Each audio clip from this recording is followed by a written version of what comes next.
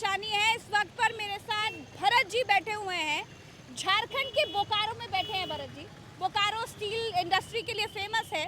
झारखंड में क्या हो रहा है वो तो हम दिखा रहे हैं, अभी चर्चा भी करेंगे, लेकिन महाराष्ट्र भी इस समय बेहद इम्पोर्टेंट मोड पर आ चुका है। जिस तरीके से हम देख रहे हैं कि अंदर खाने ही सिर्फ फुटौल मचा हुआ है महाराष्ट्र की राजनीति में। क्या कहेंगे भरत जी? अब तो मुहाने पर खड़े हो गए हैं, तब भी सिर्फ फुटौल बीजेपी में जो है, जो इनके महागठबंधन में है, महायुति में है, ये ठीक होने का नाम ही नहीं ले रहा। देखिए प्रज्ञा जी, मुझे नहीं लगता कि इस चुनाव के बाद शिंदे, भाजपा और अजीत पवार तीनों एक साथ रह पाएंगे, क्योंकि भारतीय जनता पार्टी ने इस चुनाव में अपने सहयोगी दलों के साथ दुश्मनों जैसा व्यवहार किया है। जिन लोगों को टिकट देने से मना कर रहे थे शिंदे, भारतीय जनता पार्टी ने उन्हें टिकट दिया है। जो शिंदे की पार्टी के नेता का जिसके ऊपर हत्या का आरोप है, जो आदमी जेल में है, लाइव फेसबुक के दौरान जिसने हत्या की, फेसबुक गणपत गायकवाड़ की बात कर रहे हैं जो जेल में है, उनकी पत्नी सुलभा गायकवाड़, उनकी पत्नी। और सिर्फ यही नहीं है, ऐसी 3, 4, 5 सीटें और हैं जहां पर भारतीय जनता पार्टी और शिंदे की शिवसेना आमने सामने है। तो महाराष्ट्र के भीतर सुशील केलकर वाली एक सीट है। जी जी जी, महाराष्ट्र के भीतर भयंकर गदर मचा हुआ है। और भारतीय जनता पार्टी जो शिंदे को लेकर के आई है, वो भारतीय जनता पार्टी प्रज्ञा जी इस बार शिंदे का नाम आगे नहीं कर रही है। कौन मुख्यमंत्री होगा महाराष्ट्र का, उसका चेहरा रिवील नहीं कर रही है प्रज्ञा जी। बल्कि भरत जी, शिंदे का एकमात्र ये मोटिव ही था कि शिंदे महायुति के लिए सीएम फेस घोषित होने चाहिए, और ऐसा हो नहीं रहा है। ना तो उनके मन की सीटें मिल पा रही है, ना तो सीएम फेस घोषित हो रहा है। और आपने बताया कि उनके दुश्मनों को भी टिकट दे रही है भाजपा।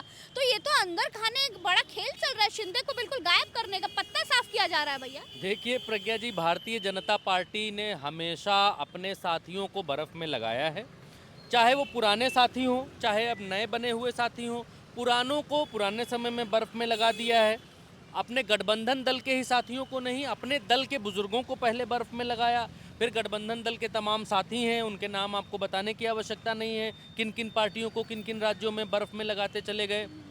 चाहे अभी नीतीश कुमार को बर्फ में लगाना है, अभी शिवसेना को बर्फ में लगाना है, शिंदे वाली को, अजीत पवार को लगभग बर्फ में लगा चुके हैं, अजीत पवार का सुपड़ा साफ कर चुके हैं। अब भारतीय जनता पार्टी महाराष्ट्र में प्रज्ञा जी छोटे भाई और बड़े भाई की लड़ाई लड़ती थी, वो भारतीय जनता पार्टी आज चलकर कहाँ आ गई है कि छोटे भाई और बड़े भाई की लड़ाई शिवसेना से लड़ी, जो अभी उद्धव वाली शिवसेना है। लड़ाई तो यही थी ना जी कि हम बड़े कि तुम बड़े। लड़ाई हो गई, अलग अलग हो गए, गठबंधन टूट गया। वही लड़ाई अभी भी जारी है। अभी भी भारतीय जनता पार्टी बड़ी नहीं बन पाई है महाराष्ट्र के भीतर, और अभी भी भारतीय जनता पार्टी बड़ा बनना चाहती है। और भारतीय जनता पार्टी महाराष्ट्र में बड़ा बनने के लिए शिवसेना को सूली पर चढ़ाएगी। देखिए, ये चीजें तो है ही है, लेकिन मैं आज जिस कारण हम लोग चर्चा कर रहे हैं, एज की बात कर रहे हैं, अब तो मुहाने पर चुनाव आ गया है। महाराष्ट्र में एज आप किसको देख रहे हैं? नो डाउट इंडिया गठबंधन को एज है महाराष्ट्र के भीतर, इंडिया गठबंधन को एज है। और झारखंड भी आप पूछेंगी तो झारखंड भी मैं ये कहूँगा कि झारखंड में 19 और 21 की लड़ाई है आज की तारीख में। 19 भारतीय जनता पार्टी और 21 जेएमएम। जेएमएम कहीं पर भी पीछे नहीं है झारखंड के भीतर। कांग्रेस भी जिन जिन सीटों पर यहाँ पर लड़ रही है, जैसे जामताड़ा की सीट है, मैं आपको गारंटी दे सकता हूँ कि भारतीय जनता पार्टी की कैंडिडेट सीता सोरेन, जो हेमंत सोरेन की भाभी हैं, नहीं जीत पाएंगी जामताड़ा से, बिल्कुल नहीं जीत पाएंगी। सुपड़ा साफ होगा, इसमें कोई दो राय नहीं है। और ऐसी कई और सीटें हैं जिन पे भारतीय जनता पार्टी का सुपड़ा साफ हो सकता है, जैसे ये गिरिडीह की सीटें हैं, यहाँ पर भारतीय जनता पार्टी बहुत पीछे है। अब भारतीय जनता पार्टी की अगर कहें कि कहाँ मजबूत है भरत जी, आप हर जगह बताते हैं। सुदेव कुमार सोनू लड़ रहे हैं और उनके सामने निर्भय शाहबादी लड़ रहे हैं जी। बीजेपी से निर्भय शाहबादी, और जेएमएम से है सुदेव कुमार सोनू जी। आपका जो ये कोयले वाला जिला है,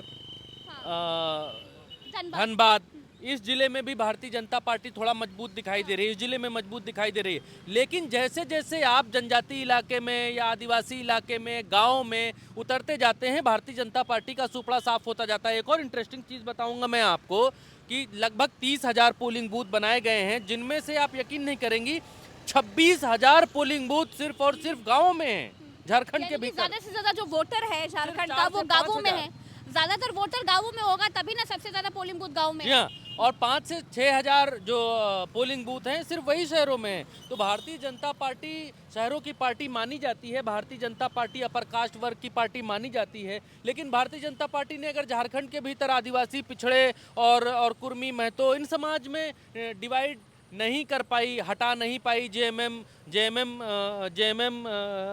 के जो समर्थक हैं उनको तोड़ नहीं पाई, तो बहुत कुछ झारखंड में कर नहीं पाएगी। और रही बात की अब हर उस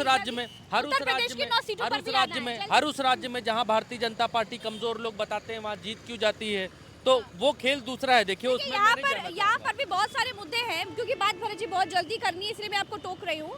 क्योंकि मैं बोकारो में हूँ, हम लोग अभी आगे ग्राउंड रिपोर्ट्स कर रहे थे, तो ये ज़रूरी था कि हर राज्य के हम लोग एक बार जो है चर्चा करते चले। झारखंड में एक ये भी है कि तमाम सारे मुद्दे हैं, जैसे बांग्लादेशियों वाला मुद्दा है, यहाँ पर सबसे ज़्यादा है, हिंदू मुसलमान करने का भी प्रयास किया जा रहा है, वो असर कितना हो रहा है आपने अपने थर्मामीटर में क्या देखा झारखंड के भीतर? हाँ। हिंदू मुसलमान का मुद्दा बहुत ज़्यादा असर नहीं कर रहा है। भारतीय जनता पार्टी वो है क्या गेम चेंजर क्या लग रहा है आपको? देखिए प्रज्ञा जी, गेम चेंजर यहाँ पर ये हो सकता है भारतीय जनता पार्टी के लिए आज की तारीख में कि वो जनजातीय वर्ग को तोड़े, आदिवासी वर्ग को तोड़े, गेम चेंजर हो सकता है। भारतीय जनता पार्टी एक गोगो योजना करके लेकर आई है, गोगो दीदी योजना, जिसके तहत 2100 रुपए देने की बात की जा रही है, और ये उसी योजना की काट बताई जा रही है जो योजना मैया समान योजना नाम से झारखंड की सरकार झामुमो लेकर के आई है महिलाओं के लिए 1000 रुपए की राशि, जिस पर ये वादा किया है कि बढ़ाकर 2500 कर देंगे। वही आप जो बात कह रही हैं कि एज आप कहाँ पर देख रहे हैं, तो एज ये थी कि भारतीय जनता पार्टी इस योजना को जेएमएम की योजना से ऊपर करती, लेकिन आज की तारीख में झारखंड के भीतर बैंकों में पैर रखने की जगह नहीं है प्रज्ञा जी। यहाँ की महिलाएं ऐसे खाते खुलवा रही हैं, खाते पर खाते खुल रहे हैं, और पैसा खाते खुलते ही पैसा आ रहा है उनके खातों में। तो ये गेम चेंजर योजना जेएमएम के लिए भी पैसों वाली योजनाएं क्या असर करती हैं? देखिए, क्योंकि मध्य प्रदेश के भीतर अब प्रज्ञा जी इतनी जल्दी मैं नहीं बोल पाता हूँ मैं, क्योंकि जो कहना होता है वो बात ऑथेंटिक ना हो तो फिर सही बात नहीं है, कुछ भी उल्टा चश्मा यूसी पर हम नहीं कह सकते। तो जो आपने मध्य प्रदेश के भीतर देखा कि मध्य प्रदेश के भीतर शिवराज सिंह चौहान ने चलते चुनावों में ये कह दिया था कि हम जिस दिन वोटिंग होगी उस दिन भी आपके खाते में पैसे आकर गिर जाएंगे, तो अगर यहाँ भी उस रणनीति पर जेएमएम भारतीय जनता पार्टी से ही सीखकर काम करती है और जेएमएम महिलाओं के खाते में पैसे पहुंचा रही है, चुनाव के आसपास और पैसे अगर डालती है खातों में, तो फिर ये गेम चेंजर योजना साबित हो सकती है। अगर भाजपा के लिए साबित हो सकती है तो दूसरों के लिए भी साबित हो सकती है। बिल्कुल ठीक बात है, हमने इसका असर देखा भी था, किस तरीके से हमने शिवराज सिंह चौहान का मध्य प्रदेश में मामा को जिस तरीके से प्यार लुटाया लोगों ने। हालांकि शिवराज सिंह चौहान बर्फ में लगा दी गए, मोहन यादव वहां के मुख्यमंत्री बन गए, खैर वो एक अलग विषय है।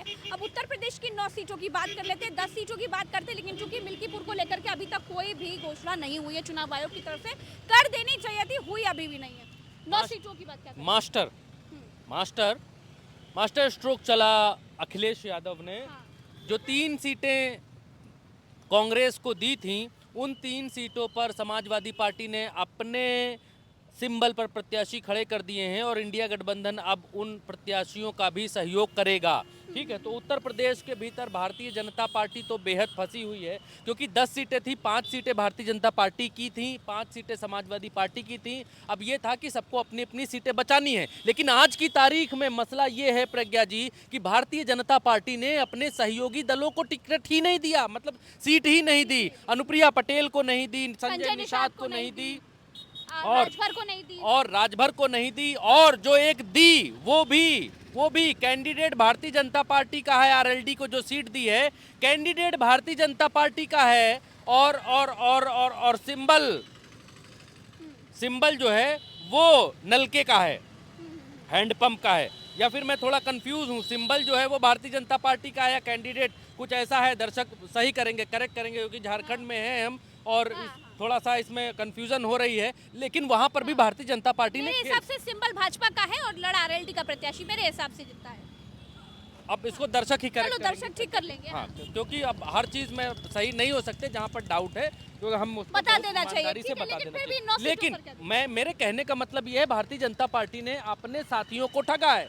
अब क्या वो साथी भारतीय जनता पार्टी के साथ में उसी मन मस्तिष्क के साथ उतर पाएंगे उसी अच्छी वेदना संवेदना के साथ, हमदर्दी के साथ, सहयोगी के साथ उतर पाएंगे?